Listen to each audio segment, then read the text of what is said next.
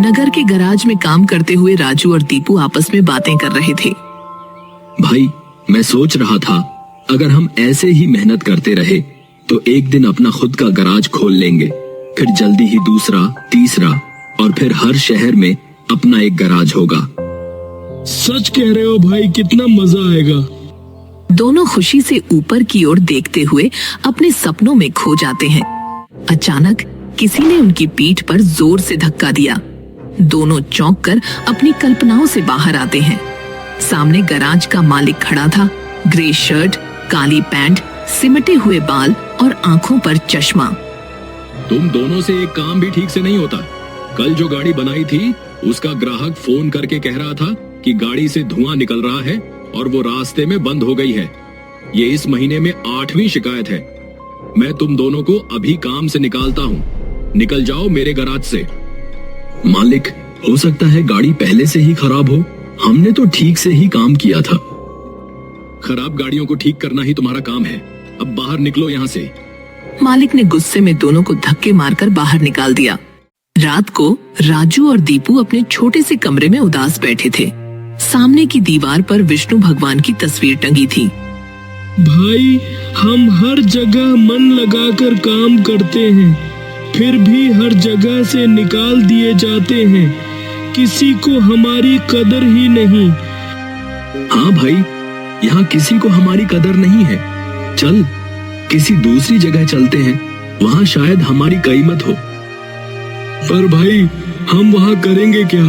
पैसे कैसे कमाएंगे? हम बाबा बनकर लोगों को ज्ञान देंगे और उनसे पैसे लेंगे।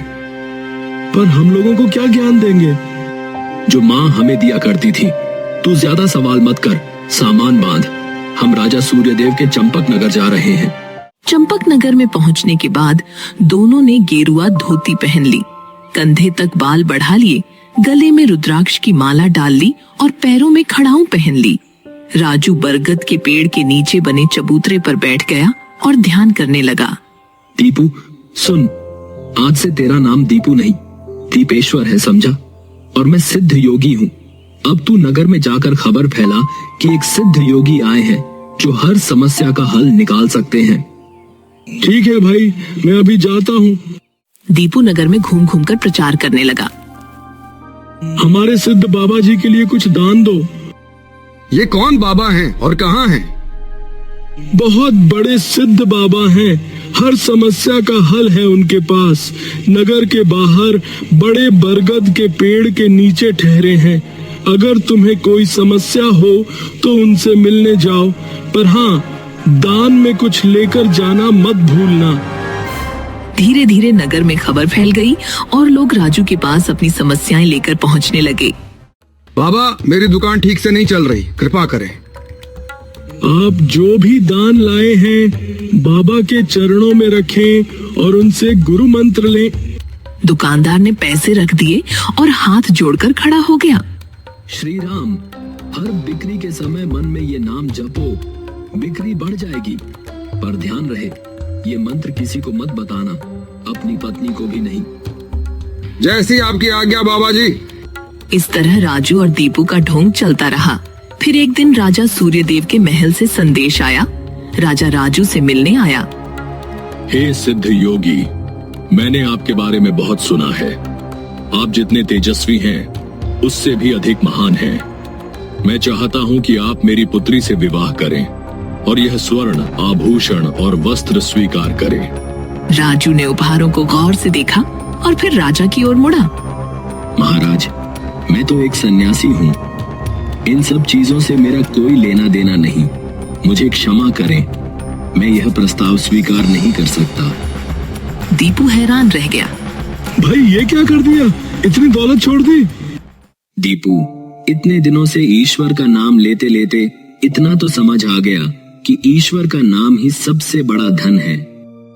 मुझे ये सब नहीं पता। मैं यहाँ पैसे कमाने आया था, साधु बनने नहीं। मैं जा रहा हूँ। दीपू गुस्से में गांव की ओर चल पड़ा और खुद बाबा बनने की योजना बनाने लगा। लेकिन जल्द ही उसकी लालच ने उसे मुसीबत में डाल दिया। 4 डाकू उसे घेर लेते हैं। जो कुछ भी है निकाल, वरना जान से मार देंगे। डर के मारे दीपू ने अपनी सारी पोटली उनके हवाले कर दी। लेकिन तभी डाकुओं का सरदार बोल उठा। इसने मेरा चेहरा देख लिया, अब इसे जिंदा नहीं छोड़ सकते। डर के मारे दीपू को अचानक राजू की बात याद आ गई। उसने आंखें बंद की और घुटनों के बल बैठकर प्रार्थना की। हे नारायण मेरी रक्षा करो, हे नारायण मेरी रक्षा करो। अचानक सिपाहियों के घोड़ों की टाप सुनाई दी। डाकू घबरा गए और भाग निकले। दीपू ने चैन की सांस ली और तुरंत भागकर राजू के पास वापस आया। राजू, मुझे माफ कर दो, मैं लालच में आकर भटक गया था। अब मैं भी तुम्हारे साथ ईश्वर के नाम का सच्चा धन कमाना चाहता हूँ। राजू ने मुस्कुराकर दीपू को गले से लगा लिया। इस कहानी से हमें यही समझ आता है कि असली कामयाबी ईमानदारी, मेहनत और सच्चे ज्ञान से ही मिलती है। अगर हम सिर्फ पैसे और शोहरत के पीछे भागेंगे तो हो सकता है कि थोड़े समय के लिए कुछ पा लें, लेकिन असली खुशी और सुकून नहीं मिलेगा।